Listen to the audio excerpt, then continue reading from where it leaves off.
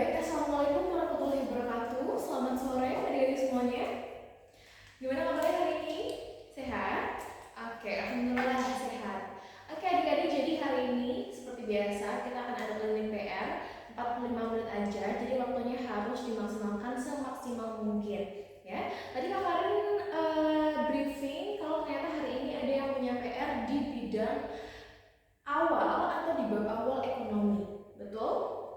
Betul, emang ya teman-teman, karena kalau di bab awal kelas 10 itu ekonominya itu masih konsep banget, masih dasar banget ya. Jadi sekarang tugas Kak Karin adalah gimana caranya biar teman-teman itu suka ekonomi dengan memantapkan konsepnya dulu. Oke, jadi hari ini Kak Karin akan menjelaskan tentang konsep dasar ekonomi. Kita akan tahu terlebih dahulu apa sih sebenarnya itu ekonomi.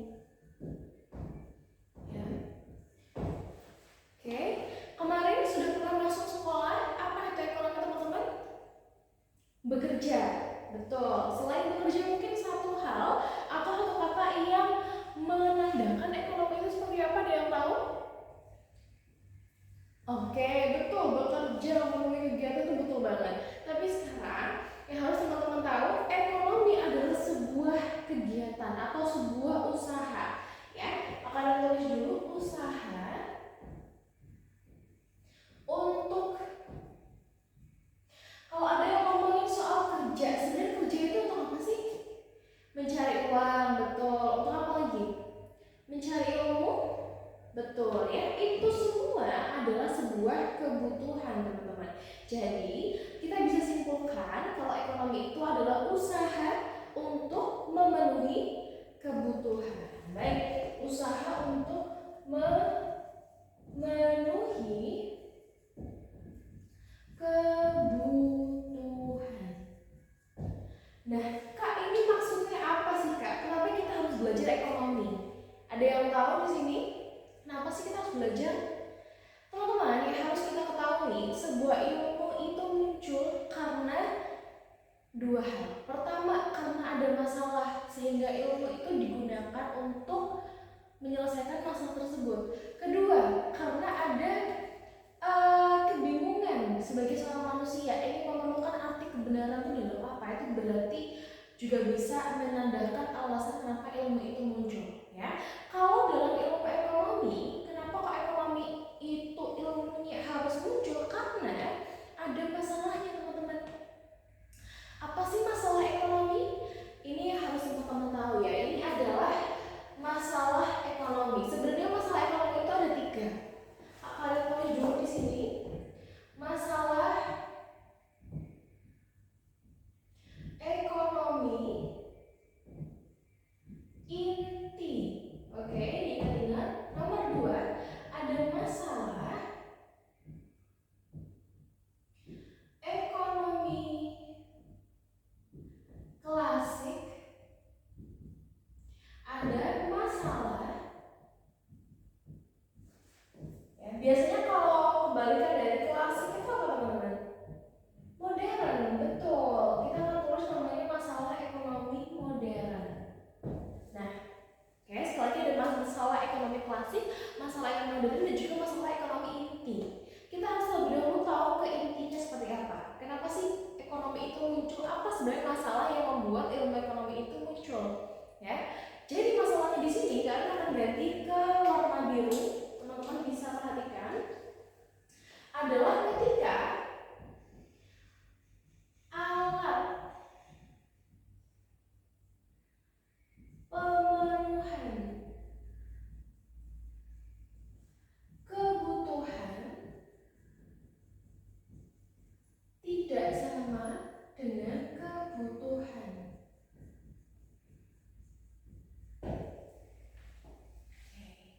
Dilihat dulu, alat pemenuhan kebutuhan tidak sama dengan kebutuhan. Maksudnya gimana, Kak? Maksudnya di sini Kakak akan contohin kebutuhan itu apa yang kita perlukan. Kalau alat pemenuhan kebutuhan itu bisa berupa sumber daya alam atau barang-barang yang sekiranya bisa memenuhi kebutuhan kita. Itu alat pemenuhan kebutuhan. Jadi di sini kita bisa tulis SDA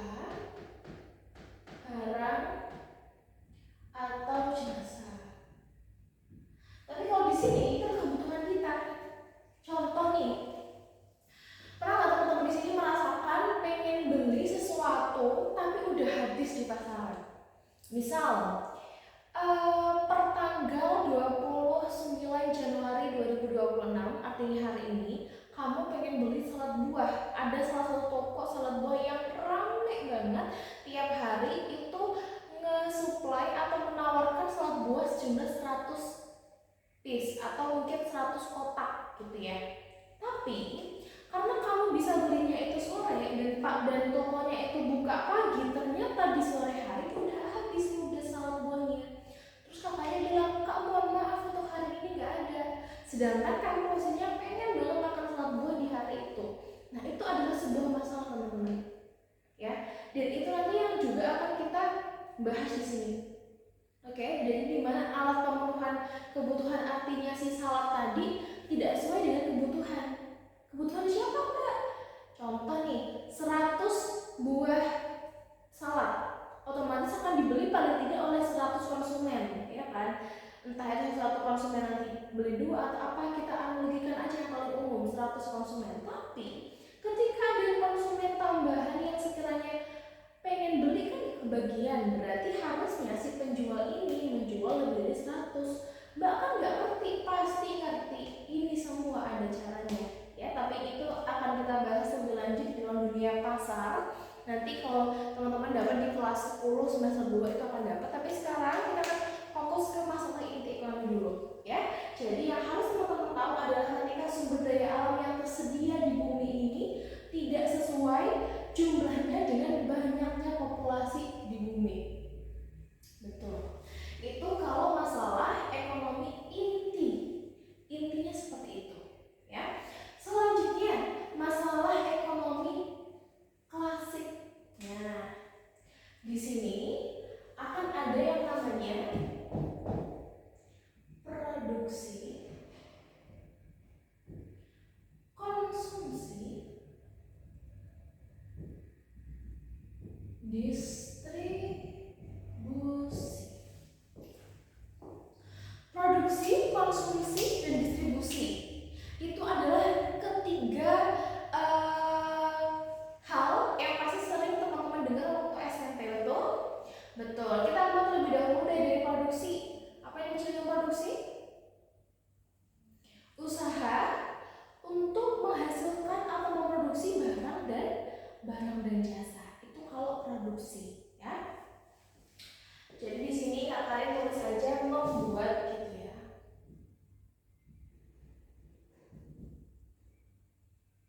Konsumsi, ada yang tahu konsumsi apa?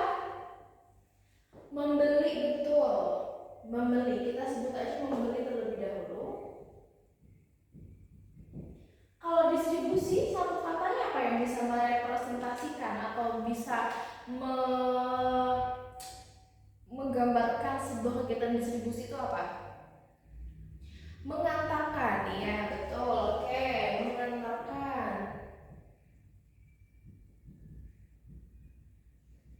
Nah, teman-teman, di sini teman-teman udah punya konsepnya, itu betul sekali ya. Jadi kalau produksi itu lebih ke membuat barang atau jasa. Misal, ketika teman-teman tahu ada penjual donat yang dia buat sendiri dia di rumah, atau biasanya itu dikenal dengan sebutan make home, apa ya, homemade, make home ya, homemade. Oke, itu kalau produksi.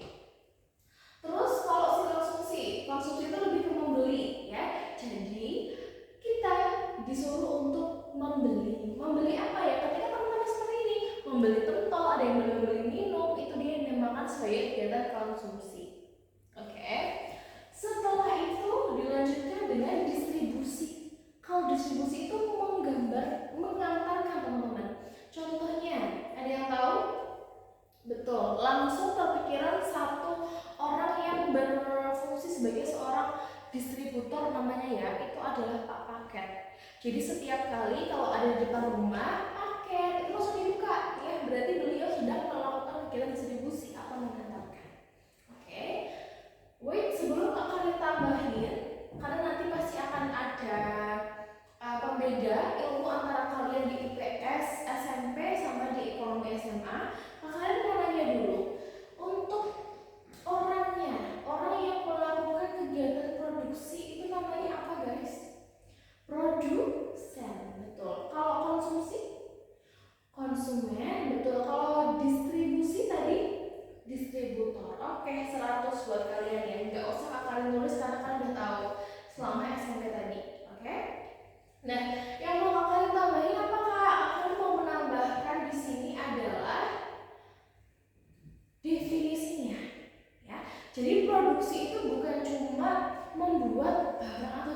tidak teman-teman, tapi kakaknya akan menambahkan di sini adalah menambah nilai guna. Nilai guna apa? Barang atau jasa. Bentar, itu kalau produksi. Ya konsumsi tak tambahin juga sedikit ya sebelum tak jelasin. Nanti kalau konsumsi itu lebih ke lawan katanya menambah apa? Mengurangi. Iya, kita tulis di sini. Mengurangi nilai guna barang atau jasa. Oke. Maksudnya gimana Kak? Maksudnya kita akan gambar dulu di kegiatan produksi, menambah nilai guna barang atau jasa. Seperti contoh, kakak mau tanya dulu, baju yang kita pakai sehari-hari itu terbuat dari apa? Dari kain, betul, dari kain. Kita pikir kain bentuk sederhananya apa teman-teman? Kapas, biji kapas. Sekarang kita akan mulai terlebih dahulu dari pembuatan baju ya. Biji kapas.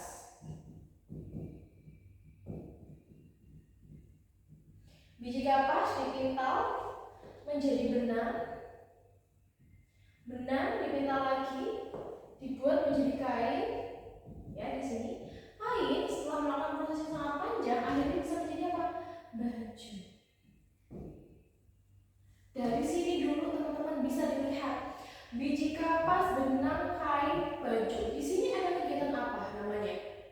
Produksi. Betul, ada kegiatan produksi. Kalau semisal tidak ada kegiatan produksi, mereka akan tetap di posisi masing-masing. Bahkan tidak bisa mungkin menjadi baju karena tidak diproduksi, tidak dibuat gitu ya. Jadi kegiatan produksi itu adalah kegiatan untuk menambah nilai guna barang dan juga jasa. Oke, nilai guna yang awal mulanya deh kakak mau nanya, biji kapas tuh kira-kira lebih murah atau lebih mahal dari benang? Kalau belinya satuan ya, kalau biji kapas 1 ton pasti lebih mahal daripada benang. Tapi kalau biji kapasnya 1, sama kita beli benang misalnya satuan seperti ini, itu pasti akan lebih mahal benang. Betul. Tapi kalau benang kita bandingkan juga dengan kain, lebih mahal kain. Kalau kain kita bandingkan dengan baju yang sudah jadi, sudah gres, sudah dipasangin di manekin, lebih mahal mana? Baju. Betul. Berarti di sini teman-teman udah tahu produksi adalah kegiatan menambah nilai guna atau menambah harga, menambah nilai yang awal mulanya tidak terlalu bernilai di biji kapas, setelah diproduksi akan lebih bagus, akan lebih tinggi nilai gunanya. Ya, itu dia dari produksi. Oke, dari sini dulu deh sebelum kita lanjut ke konsumsi. Dari teman-teman ada yang mau tanya dulu? Aman? Aman ya? Oke, sip. Next kita akan bahas dari segi konsumsi. Kalau konsumsi kayak mana Kak? Seperti apa? Kalau konsumsi di sini kakaknya akan tulis mengurangi nilai guna. Ya. Kalau tadi startnya dari benang, sekarang kita startnya dari baju. Akan gambar baju dulu di sini. Kak, emang baju bisa jadi benang lagi? Kan maksudnya mundur nggak gitu, Besti? Ya. Sekarang ini yang kita harus patenkan adalah bukan bentuknya yang menjadi semula, enggak. Bukan seperti proses perubahan zat kayak di IPA, tidak, ya. Tapi di sini itu lebih ke nilai guna. Nilai guna itu berguna apa tidaknya? Lebih berguna atau tidak? Itu yang kita bahas dalam anatomi. Oke. Bentar, aku mau tanya dulu. Misalnya ini adalah baju yang sangat bagus, kamu beli per bulan Idul Fitri 2025 kemarin. Nah, ketika ini kamu gunain terus-menerus tanpa jeda, misalnya seminggu kamu gunain 5 kali, itu udah termasuk sering banget ya. Kamu gunain berarti kalau sebulan berapa? Sebulan ada 4 minggu, kalau seminggunya 5 kali, sebulan kamu pakai 20 kali. 1 tahun ada 12 bulan. Kalau 1 bulannya 20 kali, 20 kali 12 berapa? Ya, 24, berarti 240 kali kamu pakai dalam setahun. Itu bentuknya bajunya udah kayak mana? Pasti lusuh,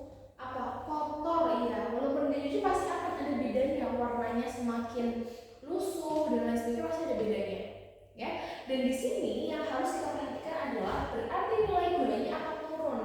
Kenapa? Bisa jadi kain yang awal mula baru itu menjadi kain lap compang-camping, bolong-bolong karena sering dipakainya dan menjadi kain yang tidak berguna atau gunanya malah sedikit dibandingkan ketika dia baru. Gitu ya teman-teman ya. Itu adalah bedanya dari konsumsi. Oke. Selanjutnya, konsumsi sudah, sekarang distribusi. Distribusi tadi juga sudah, yaitu proses mengantarkan. Betul, mengantarkan barang ya, misalnya dari produsen ke konsumen diantarin melalui distribusi seperti itu. Kita akan lanjut dulu di masalah ekonomi klasik. Masalah ekonomi klasik sudah selesai. Sekarang kita lanjut ke masalah ekonomi modern. Ya, kalau ngomongin soal modern, kenapa sih kok masalahnya ternyata banyak banget, guys? Teman-teman semuanya, yang harus kita pikirkan adalah setiap hari atau setiap periode pasti kita akan menemukan masalah yang berbeda. Benar? Masalah ketika kalian kecil, ketika kalian besar itu berbeda, ya. Tidak akan menemukan masalah yang sama. Beda usia, beda strata, beda jenis, beda masalahnya. Begitu juga perubahan zaman, teman-teman. Ini masalah ekonomi inti itu ada di zaman bapak ekonomi dunia kita. Ada yang tahu siapa? Adam Smith. Benar. Kalau masalah ekonomi klasik masih ada di zaman-zaman yang ketika mungkin tahun-tahun masih pertama kali ditemukannya mesin. Kalau masalah ekonomi modern, ya, ini adalah masalah ekonomi di zaman sekarang, di mana hampir semuanya udah usaha barang, usaha jasa, ada juga masalahnya. Walaupun di sini ada masalah, juga ada masalah. Sekarang kalian terus dulu masalahnya. Di sini ada yang namanya what. Ini adalah for whom. Ini adalah how. Nah, sebelum kakak jelasin yang ada di depan, kakak mau nanya dulu, ada yang tahu perpanjang perartian dari si what, for whom, sama si how? Ini akan ada hubungannya dengan bahasa Inggris. Ayo, what artinya apa? Betul, kita tulis apa? For whom artinya untuk siapa?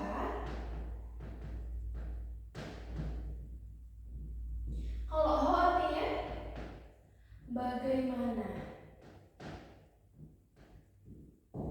Kak, ini ngomongin soal apa sih? Kita mulai terlebih dahulu dari what, ya. What artinya apa? Jadi di dalam masalah ekonomi klasik, di mana orang-orang sudah menemukan mesin, menemukan teknologi, sudah menemukan pasarnya, sudah menemukan pesaing-pesaingnya, dia mulai mikir, kira-kira apa ya yang ingin aku produksi, gitu. Dia mikir apa yang ingin aku produksi.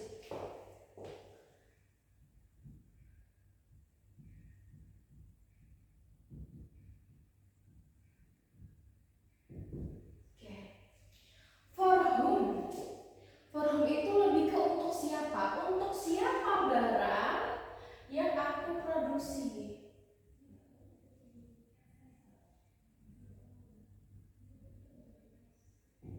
Ya. Untuk siapa barang yang aku produksi? Jadi ketika teman-teman udah tahu nih mau produksi apa, misalnya aku mau memproduksi puding deh, ya. Tapi untuk siapa ya puding ini aku bisa jualkan? Ketika teman-teman bilang kayak siapapun Kak Wes yang beli pokoknya tak kasih. Oke, itu bagus. Tapi akan lebih bagus ketika teman-teman tahu segmentasi pasarnya. Nah, ini adalah istilah baru. Ya, kita akan belajar banyak istilah dalam ekonomi, salah satunya segmentasi pasar. Ya, apa itu dinamakan segmentasi pasar? Segmentasi pasar itu adalah ketika teman-teman tahu untuk siapa sih barang aku ini, segmentasinya untuk apa, ya? Atau biasanya klasifikasinya itu untuk siapa? Misal, kalau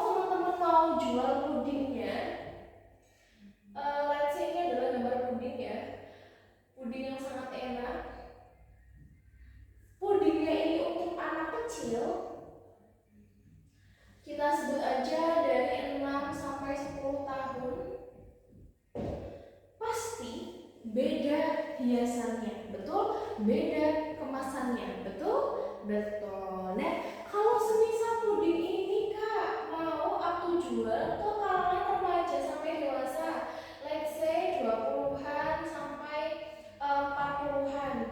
Teman-teman cukup jual puding yang basic aja, yang penting rasanya oke, sama ada satu hiasan yang mencolok menarik, pasti udah laku. Tapi kalau teman-teman mau menjual puding khusus buat anak-anak, pasti harus diperhatiin dekorasinya seperti apa, terus juga packagingnya kayak mana, biar apa? Biar menarik pelanggan, betul. Jadi kalian harus tahu pelanggan yang akan membeli itu pelanggan yang seperti apa sih. Itu adalah masalah ekonomi modern. Jadi masalah ekonomi modern ini akan banyak hubungannya dengan kegiatan produksi, teman-teman. Gitu. Selain untuk siapa dalam hal usia, biasanya masalah ekonomi modern dalam hal forum ini juga ada hubungannya dengan pendapatan. Ya, ada yang masih ingat kalangan menengah ke atas sama menengah ke bawah? Pasti produk-produk yang dipakai mereka beda, betul? Beda, benar. Contohnya wes yang paling teman-teman tahu di sini ada yang kenal produk Chanel, apalagi Gucci dan lain sebagainya, Prada. Itu semua apa untuk kalangan menengah ke bawah? Tidak, teman-teman. Itu untuk kalangan menengah ke atas. Ya, jadi meskipun tiba-tiba Gucci menjual produk solatif atau solasi yang dibuat gelang yang kemarin sempat viral, ya, itu pasti akan dibeli oleh kalangan-kalangan ke atas, meskipun di toko-toko sekitar rumah kita loh ada, Kak, dan sama loh, kualitasnya juga sama-sama solasi, ya, tapi mereka menggunakannya untuk digelang. Kalau Gucci, kenapa? Karena yang dicari orang-orang di kalangan menengah ke atas itu bukan nilai gunanya, teman-teman, bukan berguna apa enggak, tidak, tapi lebih ke prestis. Istilah baru lagi, prestis itu apa? Prestis itu segan, ya, keseganan ketika kita memakai si jam tangan itu, atau dalam bahasa kita itu kayak gengsi. Orang menengah ke atas itu dibeli gengsinya, teman-teman. Meskipun barangnya sekecil apapun, kalau ada tulisan Gucci, Prada, Chanel, pasti akan langsung dibeli. Gitu. Beda lagi kalau menengah ke bawah, kita masih pikirkan terlebih dahulu, berguna gak sih ini? Bisa gak sih diganti oleh barang lain? Itu dia, makanya untuk forum ini kita juga harus perhatikan dari segala sisi. Dari mulai sisi umurnya seperti apa, pendapatannya seperti apa, gender juga bisa malah menjadi hal yang sangat diperhatikan mungkin ya. Itu juga bisa. Kan gak mungkin kalian jual jilbab untuk kalangan para laki-laki dewasa, tidak mungkin ya. Pasti untuk para ibu-ibu. Jadi ketika nanti mungkin promosi, kalian pasti akan bilang, halo cewek-cewek gemes, ini aku punya produk jilbab, kayak gitu. Gak mungkin kalau misalnya halo akhi-akhi jilbab terbaru, tidak mungkin. Itu teman-teman udah sangat salah ya. Oke, itu dia kalau forum di masalah ekonomi modern. Selanjutnya kita akan lihat di masalah ekonomi modern bagian terakhir, yaitu how, bagaimana. Bagaimananya ini soal apa, Kak? Bagaimananya ini adalah soal bagaimana cara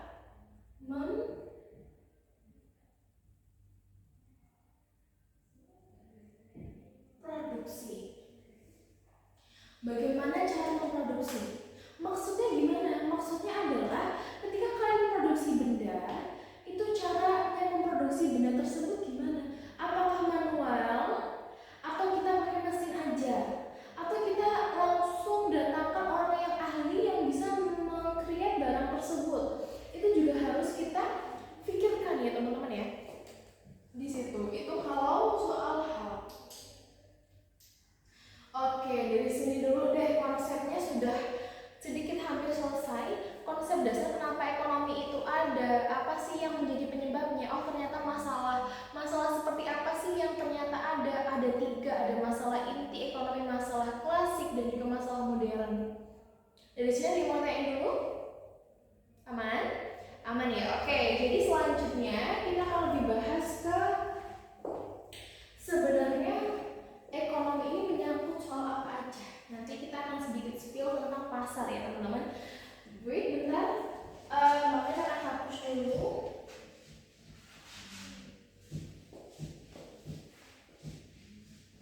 Ya, kita hari ini akan sedikit membahas tentang pelaku ekonomi. Udah tahu ekonomi itu sebuah usaha. Siapa yang melakukannya, Kak? Apakah hanya produsen, konsumen, distributor? Tidak. Kita akan membahas pelaku ekonomi yang lebih general, lebih keseluruhan. Jadi teman-teman biar makin paham. Oke, good. Kita akan lebih ke pelaku ekonomi.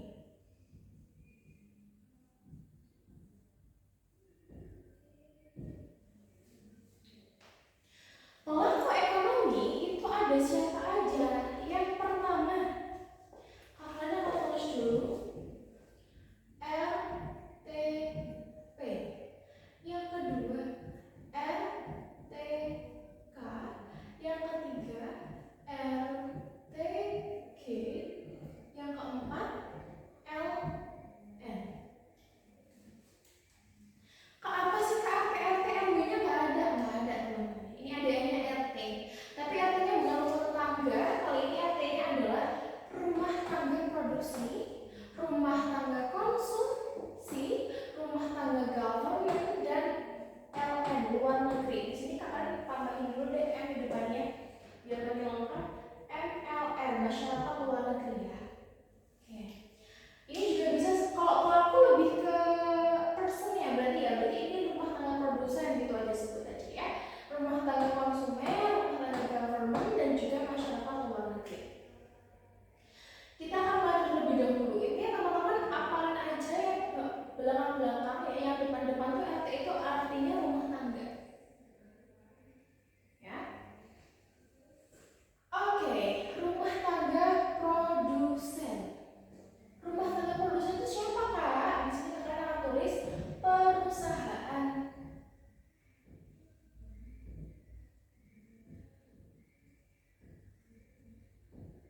atau industri. Perusahaan bisa, industri bisa. Yang harus teman-teman tahu di sini adalah kalau perusahaan itu kegiatannya apa? Menghasilkan barang atau jasa, betul. Jadi kenapa kok perusahaan, para industri itu kita masukkan ke RTP atau rumah tangga produsen? Karena memang kegiatan mereka berhubungan dengan memproduksi, teman-teman. As simple as that. Jadi kita akan masukkan terlebih dahulu siapa sih individu-individu atau kelompok-kelompok yang masuk ke dalam pelaku ekonomi ya. Di sini membahas soal itu aja. Next, rumah tangga konsumen. Sebenarnya konsumen itu gimana sih? Ketika apa seseorang atau kelompok bisa disebut sebagai konsumen? Ketika memerlukan barang dan juga jasa. Benar, berarti di sini kita bisa tulis konsumen itu bisa aja individu, bisa aja kelompok, bisa aja lembaga, atau rumah tangga. Rumah tangga itu berarti lebih ke keluarga. Rumah tangga.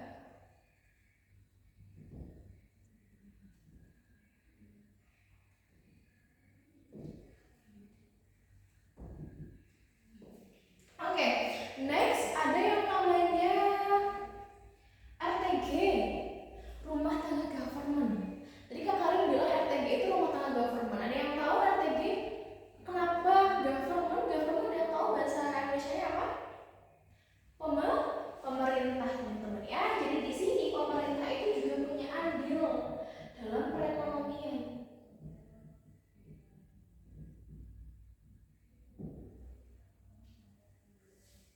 Andilnya itu apakah? Pemerintah itu biasanya adalah memberikan kebijakan. Kebijakan di negara kita ini itu pasti pemerintah ya, walaupun ada beberapa lembaga yang bisa memberikan kebijakan non pemerintah itu seperti Bank Indonesia. Jadi nanti akan belajar juga Bank Indonesia itu khusus kebijakan berhubungan dengan perdagangan.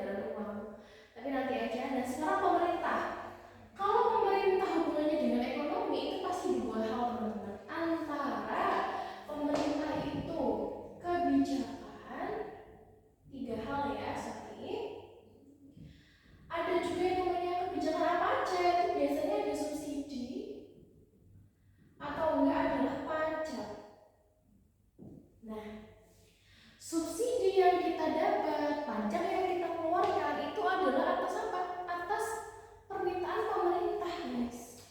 Oke. Next ada masyarakat luar negeri atau MLN. Siapa aja di sini? Berarti ya masyarakat luar negeri di luar Indonesia.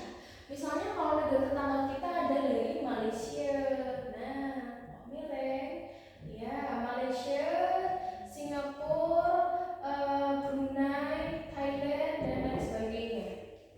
Itu adalah masyarakat luar negeri. Emang mereka punya andil apa ke perekonomian kita? Ada, teman-teman. Yang paling basic itu adalah hubungan soal ini impor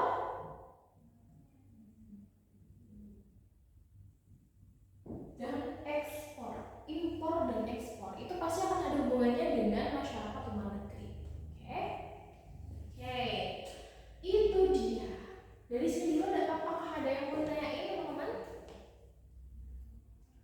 Aman? Oke, aman ya. Next kita akan beralih ke apa aja sih yang dipunyai oleh mereka. Kita mulai dari RTP terlebih dahulu.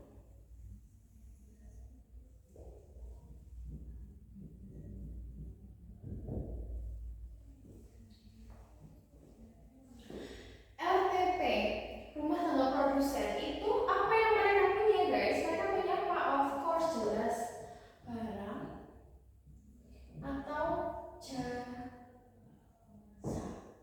Barang atau jasa. Perusahaan baju, dia punya barang. Perusahaan bimbingan belajar, dia punya jasa. Ya. Ini. Kalau dari segi RTP. Tapi Kak, kalau dari segi RTK gimana? Kalau dalam segi RTK itu yang mereka miliki adalah satu, sumber daya alam, dua, sumber daya manusia, tiga, modal, empat, kewirausahaan.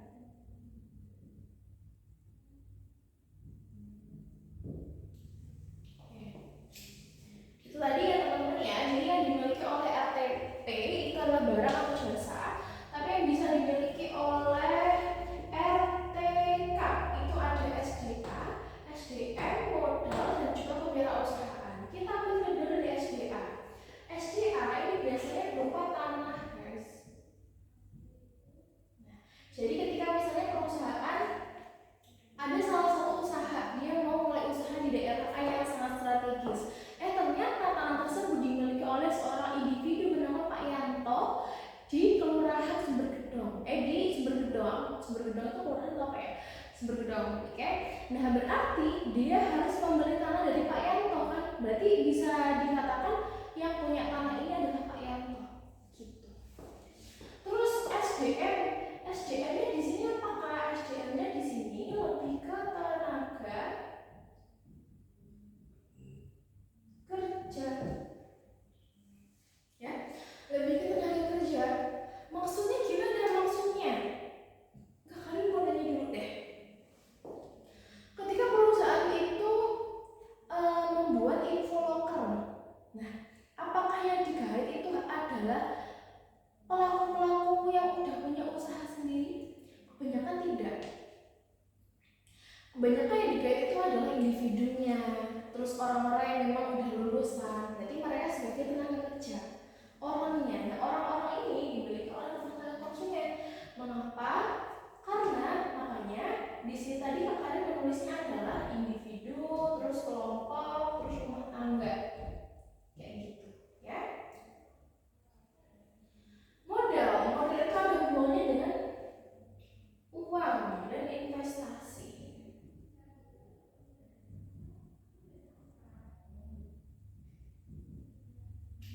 Uang dan investasi itu modal. Next, kewirausahaan. Kewirausahaan itu guys, kewirausahaan itu skill. Nah, jadi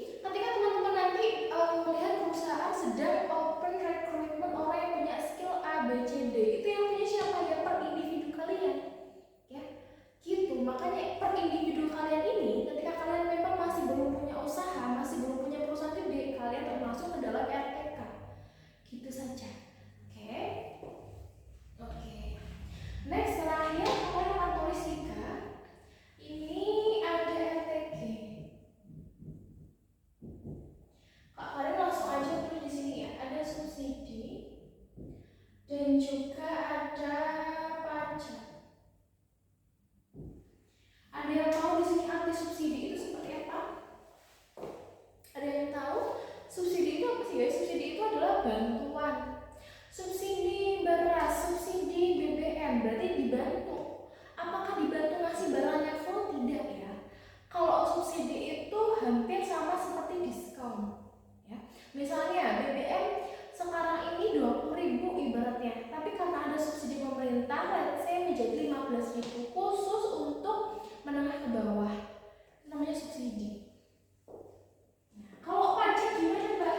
Kalau pajak itu kembalikan dari diskon. Ya, kalau pajak itu lebih ke yang harus kita bayar.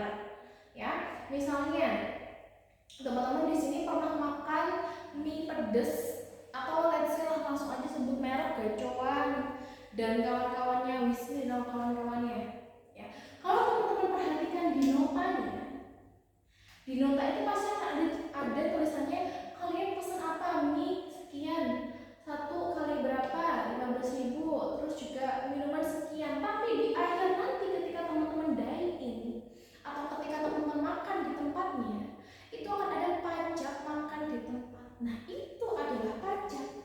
Mereka bayar pajaknya kemana? Ke kantor bos mereka? Tidak. Bayar pajaknya ke pemerintah. Makanya ini adalah strategi bisnis guys. Jadi ketika yang dikasih pajak itu adalah si punya bisnis, tapi si punya bisnis ini malah memberikan pajaknya ke konsumen, yang seharusnya konsumen cuma bayar mie doang, tapi disuruh bayar pajak 3.000 doang, itu juga termasuk pajak.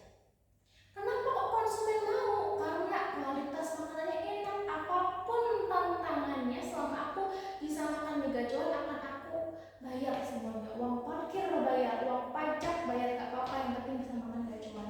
Nah, itu nanti akan ada hubungannya dengan strategi bisnis, di mana kualitas produk kita itu biar bisa tinggi, bisa bagus gitu.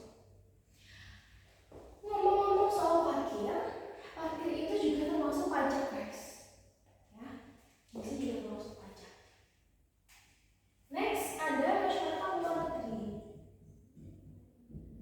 Masyarakat luar negeri itu ada hubungannya sama impor dan juga ekspor ya. Oke, ada yang tahu di sini impor tuh apa, ekspor tuh apa? Kalau impor berarti barangnya ini masuk ke kita atau keluar ke kita? Masuk ke kita. Berarti kalau ada barang masuk itu asalnya bukan dari kita kan? Dari siapa? Dari luar negeri. Benar. Jadi impor itu adalah kegiatan di mana orang luar negeri menjual barangnya ke Indonesia, atau kegiatan di mana orang Indonesia membeli barangnya di luar negeri. Oke, makanya kebanyakan kayak tas aku impor loh, HP aku impor loh, kayak gitu-gitu. Oke, itu kalau impor. Kalau ekspor berarti kebalikannya, ya. Ketika ada barang yang keluar dari negara kita diekspor ke luar negeri, berarti kita menjual barang kita ke luar negeri. Itu yang namanya ekspor. Oke. Dan yang teman-teman harus ketahui, masyarakat luar negeri itu bukan cuma soal impor dan juga ekspor, ada yang namanya nanti kebijakan kerjasama. Kayaknya ini di kelas IPS juga sudah ya, kerjasama bilateral, kerjasama multilateral, kerjasama regional, itu akan ada hubungannya dengan perekonomian juga. Karena semakin tinggi frekuensi kerjasama kita dengan negara lain, semakin mudah barang kita diekspor ke sana. Begitu juga sebaliknya. Kayak gitu ya teman-teman. Oke, itu dia ngomongin soal ekonomi, konsep dasarnya seperti apa, terus siapa sih pelaku-pelaku yang ada di ekonomi, dan nanti minggu depan kakak akan tambahin tentang siklus diagramnya. Kalau di IPA itu ada yang namanya siklus metamorfosis, kalau di IPS ekonomi ada yang namanya siklus diagram flow, ya. More than fancy teman-teman. Kita akan langsung bicarakan itu tapi di pertemuan selanjutnya aja, oke? Dari sini dulu ada yang mau ditanyakan?